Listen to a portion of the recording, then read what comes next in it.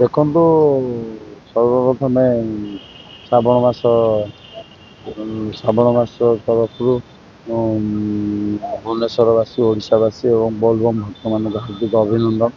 ବୋଲବମ୍ ନମସ୍କାର। ଦେଖନ୍ତୁ ଯାହା ହଉ ଆଜି ଶ୍ରାବଣ ମାସରେ ଭକ୍ତମାନେ ଗଡ଼ଗଡ଼ିଆ ହେତୁ ପାଣି ଉଠେଇ ଯାହାର ମାନସିକ ନିମନ୍ତେ ପାଣି ନେଇ ଯାଉଛନ୍ତି। ଆଜି ବି ଦେଖନ୍ତୁ ଯାହା ହଉ ଭଗବାନ ପ୍ରଭୁ ମହାଦେବ ତାଙ୍କ ପାଇଁ ଆଜି ଏଇ ଯେଉଁ ପାଗ ଦେଇଛି। ଗତ ଥର ବହୁତ ଲୋକ ବହୁତ କଷ୍ଟରେ ଆସିଲେ, ବହୁତ କଷ୍ଟରେ ଆସି ଲୋକ ଆରଥରକ ଆମର ଏଠି 1500ରୁ 1600 ଲୋକ ରାତି 1-2ଟାରେ ଆସିଲେ। ଯେହେତୁ ସକାଳୁ ଟିକେ ଖରା ଥିଲା ଲୋକ ଆସିପାରିନଥିଲେ, ସମସ୍ତେ ୱେଟ୍ କରିଥିଲେ। ଟିକେ ପାଗ ଦେଲେ ଯିବେ ବୋଲି ଆରଥରକ ବର୍ଷା ନଥିଲା, ଯାହା ହଉ ଏଥର ଭଗବାନଙ୍କ କୃପାରୁ ବର୍ଷା ଟିକେ ହେଇଛି। ଭକ୍ତମାନେ ସବୁ ଆସିଛନ୍ତି। ଆମର ଦିନରୁ ଲୋକ ଆସିଥିଲେ। ଦିନରେ ଆମର 200 ଲୋକଙ୍କ ପାଇଁ ଅରୁଆ ଡାଲମା ଖଟା ଖିରି ହେଇଥିଲା।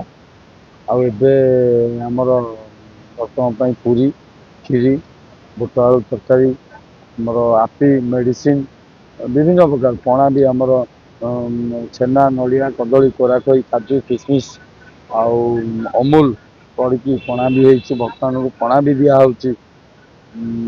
ଅନ୍ୟାନ୍ୟ ସବୁ ସୁବିଧା ଯାହା ବି ଭକ୍ତଙ୍କର ଏଠି ଯାହା ବି ସୁବିଧା ଆମେ ସବୁ ସୁବିଧା ଯୋଗାଇ ଦେଉଛୁ।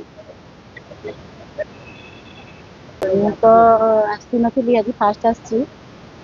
ବାବୁ ଆସିକି ଏଠି କହୁଛନ୍ତି ଆମର ଫାଷ୍ଟ ପାଳି ବି ହଉଛି ଏଠି। ଆର ପାଳି ମୁଁ ବି ଏଠିକି ପାଣି ନେଇକି ଆସିଥିଲି, ଏଇଠି ରହିଥିଲି। ରହିକି ଆମ ଗାଁ ମନ୍ଦିରରେ ମୁଁ ଯାଇ ପାଣି ଢାଳିଥିଲି।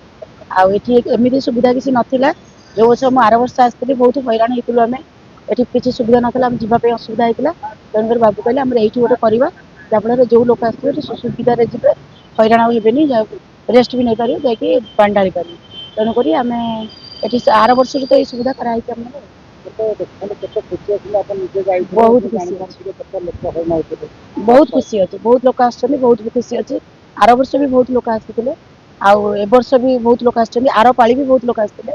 ଆଉ ମୁଁ ନିଜେ ଆସିଥିଲି, ନିଜେ ବି ରହିକି ରେଷ୍ଟ ନେଇକି ଯାଇଛି। କଣ କହିବେ? କଣ କହିବା, ଆମେ ଯଦି ଆଙ୍କର କିଛି କରିଥିବୁ ସେ ଧନ୍ୟବାଦ ଦେବେ ଆମକୁ। ଏଇଟା ତ ଆମର ତୃତୀୟ ସପ୍ତାହ ଖାଦ୍ୟ ବଣ୍ଟନର। ବୋଲବମ୍ ସେବାରେ ସମସ୍ତଙ୍କ ଭକ୍ତମାନଙ୍କ ପାଇଁ ଖାଦ୍ୟ ସେବା ରହିଛି। ଭକ୍ତମାନେ ବିପୁଳ ପରିମାଣରେ ହଉଛି। ଆଉ ରହିଲା କି ଏଇଟା ଆମର କ୍ରିଷ୍ଣା ଏଗ୍ରୋ ଇଣ୍ଡଷ୍ଟ୍ରି ଆଉ ଉତ୍କଳ ଜ୍ୟୋତି ଫାଉଣ୍ଡେସନ ମିଳିତ ପ୍ରୟାସରେ କରାଯାଇଛି। ଆଉ ଶ୍ରଦ୍ଧାଳୁ ମାନେ ମଧ୍ୟ ବହୁତ ଖୁସି ହେଇକି ଫେରୁଛନ୍ତି ଆମଠୁ, ଆମକୁ ଆଶୀର୍ବାଦ ଦେଇକି ବହୁତ ଖୁସି ହେଇକି।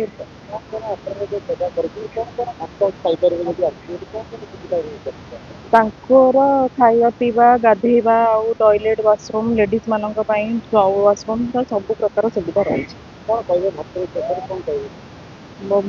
ଯୋଉ ଭକ୍ତମାନେ ଯୋଉ ମନସ୍କାମନା ନେଇକି ଯାଉଛନ୍ତି, ବାହୁଙ୍ଗି ନେଇକି, ତାଙ୍କର ସମସ୍ତ ମନସ୍କାମନା ଭଗବାନ ଶିବ ଠାକୁର ପୂରଣ କରନ୍ତି।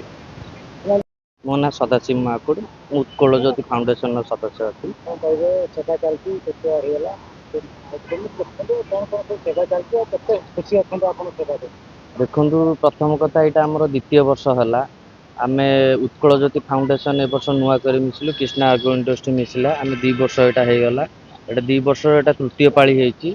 ଆଉ ଶ୍ରଦ୍ଧାଳୁ ଯୋଉ ଆସୁଛନ୍ତି ଭକ୍ତମାନେ, କାଉଡ଼ିଆ ଭକ୍ତମାନେ, ସେମାନେ ଆନନ୍ଦ ସହକାରେ ଯାଉଛନ୍ତି, ନିଜର ବି ଦଉଛନ୍ତି ଯେ ଆମେ ଭାଇ ଆସିଥିଲୁ ଏଠି ଚର୍ଚ୍ଚା ଯୋଉ ହେଲା, ଯେମିତି ସେବା ଦରକାର, ଯେମିତି ଭକ୍ତ ମାନଙ୍କୁ ଯେମିତି ସେବା ଦିଅନ୍ତି ସେମିତି ସେବା ମିଳୁଛି। ସେମାନେ ଖୁସିରେ ଆନନ୍ଦର ସହ ଯାଉଛନ୍ତି।